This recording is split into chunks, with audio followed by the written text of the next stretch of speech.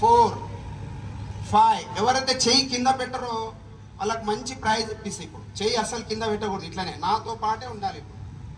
Okay 7 8 9 10. ఇప్పుడు full fold బొటన వేలు బయటికి రావాలి ఇట్లా. 1 గట్టిగా.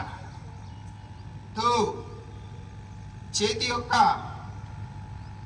మడిమే షోల్డర్ ఇవన్నీ కూడా బాగా ఒత్తిడి గురి కావాలి ఇట్లా బలంగా. 5 6 7. ఏమంటారు దీన్ని? సూక్ష్మ వ్యాయామం. Very good. ఇలా 10. ఒక చెయ్యి పైకి ఒక చెయ్యి కింది ఉండాలి, నాతో పాటు ఉండండి. Very good. 2 కలిపి లాగుతున్నాయి అందరికి. Very good. ఎనర్జీ వస్తుందని అర్థం.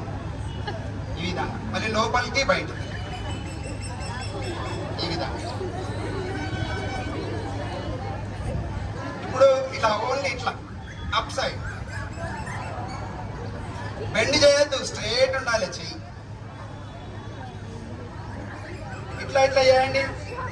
బల్బ్ ఫిట్టింగ్ చేస్తాం కదా, పాడైపోతే బల్బ్ ఫిట్టింగ్, బల్బ్ని ఫిట్ చేయండి. Very good. ఇప్పుడు గుండ్రంగా తిప్పండి చేతులు. చాలా మంది కింద పెట్టేసారు, బలహీనంగా ఉన్నారు. బలం తెచ్చుకోండి. రోజుకొక 10 times అన్నా ఇలా చేస్తే మంచి నరాల్లో మంచి రక్త ప్రసరణ.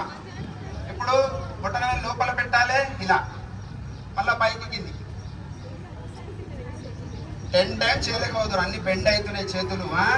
2 చేతులు కిందికి పైకి స్ట్రేట్ ఉండాలి.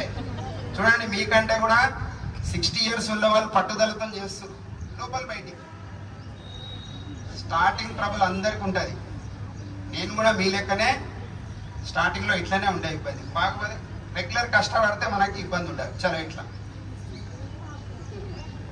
ఈ విధంగా ఓన్లీ మడుమని చేతి మడుమే ఇట్లా.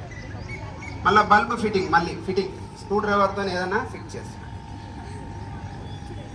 మళ్ళీ గుండ్రంగా తిప్పాలి. ఎన్ని చేతులు కింద పడిపోతున్నాయి చూడండి. ప్రాక్టీస్ లేక అంతే. ప్రాక్టీస్ చేయాలి, రెగ్యులర్ ప్రాక్టీస్. ఇప్పుడు మనం సూర్య నమస్కారం చేయబోతున్నాం. సూర్య నమస్కారంలో